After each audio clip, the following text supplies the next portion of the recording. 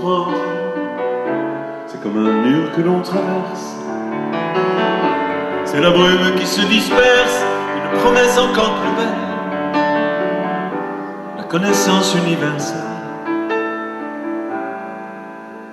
Compter, apprendre à compter sur soi-même, à compter pour ceux qui vous aiment, pour faire aussi partie du monde, pouvoir enfin sortir de l'ombre, comprendre combien la vie peut être belle, et se mettre à compter pour elle, faire la somme de cette différence, et se soustraire à l'ignorance. Écrire, apprendre à écrire son histoire, à la plume et au crayon noir, en appliquant son écriture, raconter sa propre aventure, surprendre, cueillir ses mots comme des fleurs,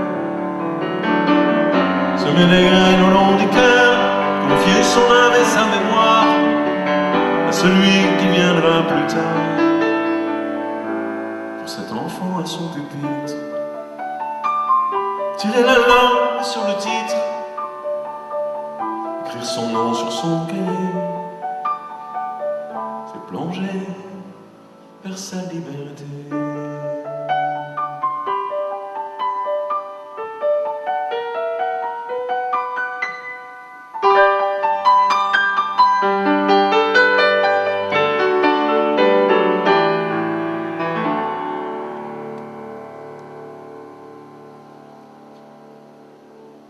Vous présentez votre nouveau disque.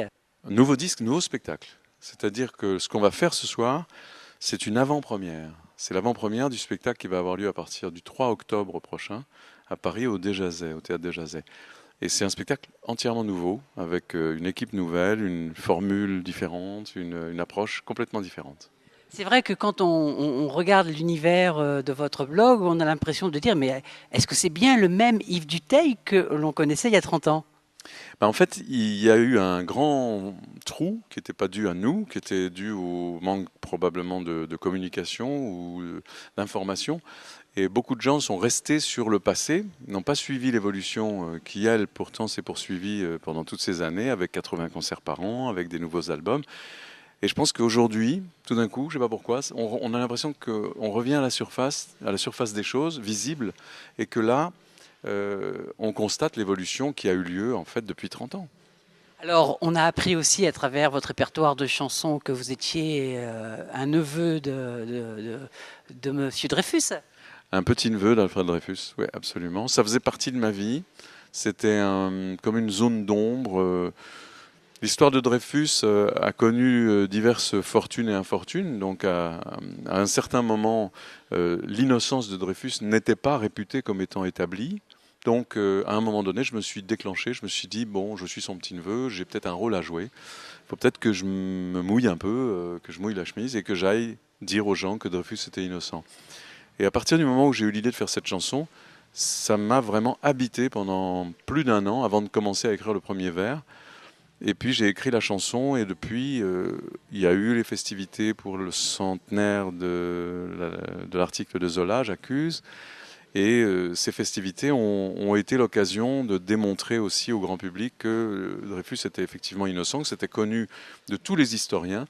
Et l'État a reconnu l'innocence de Dreyfus officiellement par une lettre du président de la République aux familles de Dreyfus et de Zola. Et il restait un élément à vraiment affirmer pour que l'innocence de Dreyfus soit établie de façon définitive, c'était l'armée. Et l'armée a fait ce pas en 98 en faisant une cérémonie à l'école militaire, à l'endroit même où Dreyfus avait été dégradé. Et j'étais là, ce jour-là, avec les familles de Zola et de Dreyfus. Et on a vécu un moment historique avec ma tante à mon bras, qui elle était la nièce de Dreyfus, qui a sauté sur ses genoux quand elle était petite, et qui m'a dit, je suis venu à 94 ans, je suis venu de Dijon pour 20 minutes. Mais quelle minute! C'est un souvenir qui est important pour vous aujourd'hui. Oui, parce que l'histoire de l'affaire Dreyfus a conditionné un siècle d'histoire et a jeté les bases de ce qu'est notre République aujourd'hui, basée sur la loyauté, sur la vérité, sur la justice.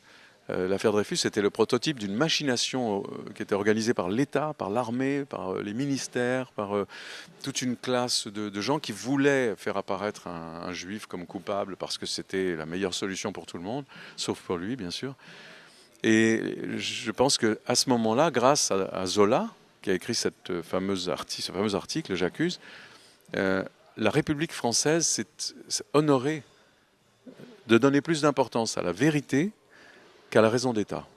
Et c'est la naissance de ce qu'on a appelé les intellectuels après, et de la mobilisation des intellectuels pour faire jaillir la vérité autour d'une machination ourdie par l'État, l'armée, voilà, toute une sorte de système qui maintenait la vérité sous le boisseau avec des faux témoignages, des faux documents. Enfin, c'était terrible.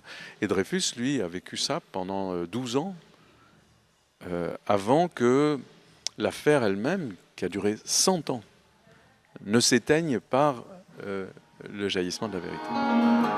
Il était alsacien, français juif, capitaine, vivait parmi les siens à Paris, 17e. Quand un matin d'octobre, on l'accuse en ange, vers 12 ans de méprise et d'opprobre,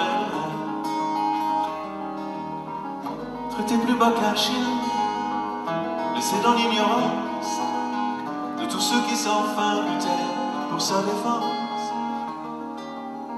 Courageux, opiniâtres, jouant parfois leur vie sur un coup de théâtre en s'exposant pour lui. Je suis un peu son fils et c'est moi que l'on traîne au palais d'injustice en l'écoutant taper. Quand Paris s'enflamme, alors qu'on l'injurie, le coupable pavane à 4 pas d'ici. Je pense que tous les Français ont en tête votre chanson Prendre un enfant par la main, Le petit pont de bois, mais on vous a vu aussi écrire récemment une chanson pour Ingrid Betancourt. Donc je dirais aujourd'hui, quelle évolution? Vous savez, qui d'entre nous est le même qu'il y a 30 ans ? Qui d'entre nous peut avoir traversé la chute du mur de Berlin, les tours jumelles à Manhattan, donc le 11 septembre, la guerre d'Irak, les mensonges d'État de l'Amérique qui déclenchent une guerre sur la foi des armes de dissuasion, de destruction massive qui n'ont jamais existé. Enfin bon, qui peut traverser tout ça sans avoir changé de regard, sans avoir mûri soi-même, ne serait-ce que par son âge ? Je suis comme tout le monde, j'ai traversé tout ça et j'ai évolué au fil des années. Mais pour moi, ce fil des années se découvre aujourd'hui pour tous ceux qui pensent que j'étais toujours le Dutheil du Petit Pont de Bois, que j'ai écrit il y a quand même 30 ans aujourd'hui. Donc voilà, ça fait 20 ans que je chante plus le Petit Pont de Bois, justement pour essayer d'exprimer ça, de montrer que j'ai changé, j'ai évolué, mais que je suis toujours fidèle à ce que j'étais au début, parce que mon idéal n'a pas évolué, lui, comme en un virage à 180 degrés. Je suis toujours attaché aux mêmes choses et je défends à la limite cette fragilité comme un atout, comme une réalité quotidienne pour nous tous.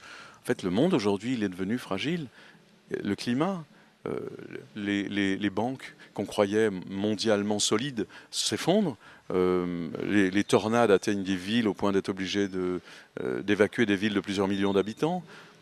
La vie économique est bouleversée en ce moment. On a assisté à des choses incroyables il y a seulement quelques années. Donc, bon, tout a évolué, tout a changé.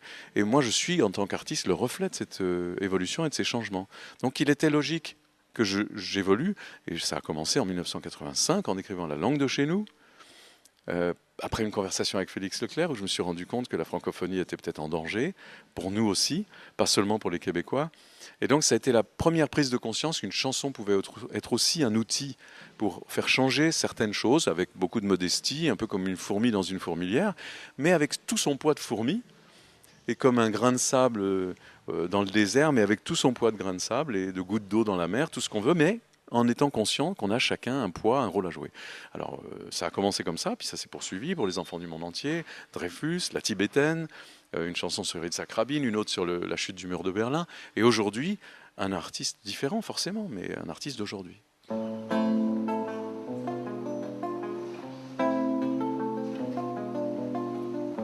Assis près du grand saule au milieu du jardin, comme à tes premiers jours penché sur ton couffin, quand je berçais tes rêves à la tombée du soir, j'essaie d'imaginer le cours de ton histoire, les lignes de ta main. Si j'étais ton chemin, je me ferais discret dans l'ombre de tes pas, pour t'aider à grandir et pour t'ouvrir la voie. Je serais la poussière qui s'envole à tes pieds, un peu de mon bonheur qui colle à tes souliers. Je t'aimerais au point de te lâcher la main, pour que tu sois le seul à choisir ton destin, à dessiner ta route en puisant au hasard les raisons d'espérer et la force d'y croire. Si j'étais ton chemin, si j'étais ton chemin, je construirais des ponts, des tunnels, des ouvrages, j'ouvrirais des sentiers partout sur ton passage, pour que tu puisses aussi t'écarter quelquefois des pistes balisées qu'on a tracées pour toi. Vous avez participé à la coordination française pour la décennie. Alors la décennie de la culture et de la paix, c'est ça, c'est un engagement fort ça aussi, au titre de la protection de l'enfance, de la citoyenneté, des droits de l'homme, de la non-violence. Je pense qu'il y a aujourd'hui une prise de conscience que chacun peut avoir un rôle à jouer. Donc je joue le mien, en mettant ma notoriété au service de quelque chose d'autre. C'est-à-dire que le public m'a fait le cadeau de cette notoriété qui n'a rien à voir avec la célébrité. Parce que je pense qu'il y a vraiment deux notions différentes. Et je mets ce nom, qui est peut-être un tout petit peu plus en lumière que celui de quelqu'un d'anonyme, au service d'Ingrid Betancourt, au service des enfants malades, au service des handicapés, de la culture, de la chanson française. Et je pense que les minorités qui cherchent à continuer à exister en dépit de cette espèce d'uniformisation vers laquelle le monde essaie de nous faire tendre et que nous refusons toujours à toute force. Parce que chaque fois qu'on essaie de faire croire qu'on ressemble tous à quelque chose et qu'on a de cesse que de montrer qu'on est différent. C'est pas un hasard, c'est que simplement, effectivement, on a des racines, une culture, une personnalité, tout ça se conjugue pour montrer qu'on est unique. Eh bien, les langues régionales, la langue française, elle est constituée de langues régionales qui ont aussi le droit d'exister et qui constituent la francophonie. Comme le monde entier est relié par la langue française à travers des pays comme le Vietnam, où il y a 0,7% de francophones, mais qui du coup est un pays francophone. Alors oui, je me bats pour l'identité de chacun, mais aussi pour le sentiment qu'il n'y a pas une culture qui prédomine par rapport aux autres. Je crois qu'on est passé de l'exception culturelle française, qui est une espèce de mythe et une espèce d'illusion que la France a une place différente de tous les autres pays dans le monde. Mais je pense que l'exception culturelle française, si on se met du côté de l'Italie, ils doivent se dire mais pourquoi eux, quoi. Donc ils ont droit à la même exception que nous. Donc c'est plus une notion de diversité, le droit à la diversité. Oui, donc pour vous, la chanson française, c'est pas une notion en soi. Si, parce que la chanson française, quand on parle de chanson dans le monde, c'est la chanson française. Mais pareil qu'on parle du pinot noir en Alsace, ou qu'on parle du Bourgogne, ou qu'on parle de la choucroute en Alsace, je veux dire, les produits corses, c'est des produits régionaux et ils ont cette spécificité. La chanson française, elle a une spécialité, une spécificité, et elle existe en tant que telle. Autant qu'on la reconnaisse, qu'on la valorise pour ce qu'elle est, et voilà, je crois que voilà, simplement ce droit à la différence ne doit pas être simplement un flambeau qu'on agite pour se réfugier derrière comme avec un uniforme. C'est un peu aujourd'hui ce qu'on a tendance à faire. Mais ça n'empêche qu'on peut aussi mettre en valeur ce que l'on a de différent. Vous avez choisi, vous avez une démarche d'artiste, mais aussi une démarche d'élu. Vous êtes depuis 20 ans le maire de Précy-sur-Marne. Vous vous jugez comme maire indépendant, J'ai été élu sur une liste d'intérêts communaux avec des gens qui sont d'horizons différents. J'ai jamais eu de carte d'aucun parti. Alors, je vais être très très franc et très sincère avec vous.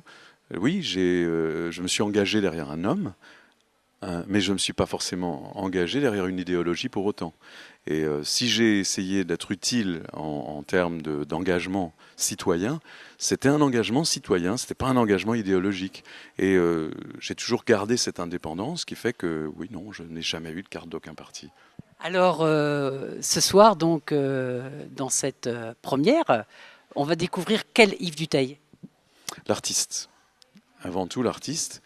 Et un artiste en mouvement, un artiste en remise en cause, en recherche, avec un spectacle totalement nouveau, avec une conception totalement nouvelle, et des musiciens différents, un esprit. C'est un spectacle extrêmement musical, avec toutes les chansons du nouvel album Fragile, écrites en collaboration pour certaines avec Art Mengo, avec Véronique Sanson, avec la collaboration d'Affiletta aussi et de Jean-Pierre Marcellesi. Donc un disque qui est musicalement très ouvert, avec des sujets dont le fil rouge est la fragilité d'aujourd'hui. Et sur le spectacle, eh bien, je dirais que l'évolution est aussi sensible dans la forme, parce qu'on a voulu vraiment... tout ce que je vous ai dit au début, qui consiste à dire, voilà, je suis un artiste d'aujourd'hui, vous m'avez vu chanter des chansons hier, et j'ai évolué avec le monde, je suis aussi un musicien d'aujourd'hui, donc là, ça se traduit très fort là, dans le spectacle.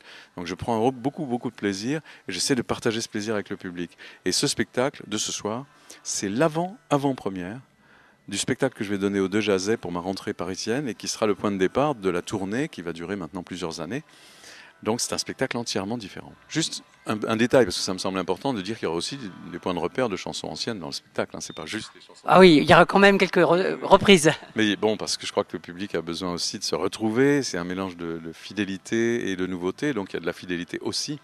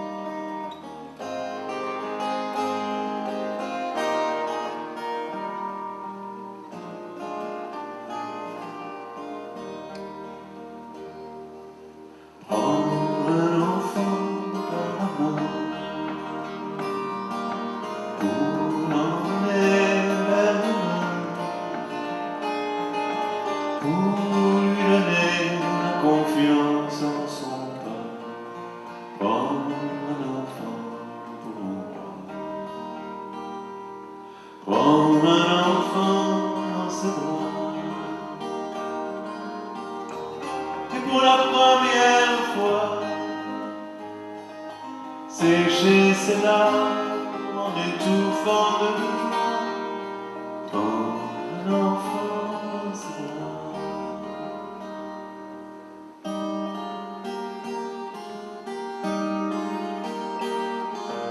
Comme un enfant par cœur, pour soulager ses malheurs, tout doucement.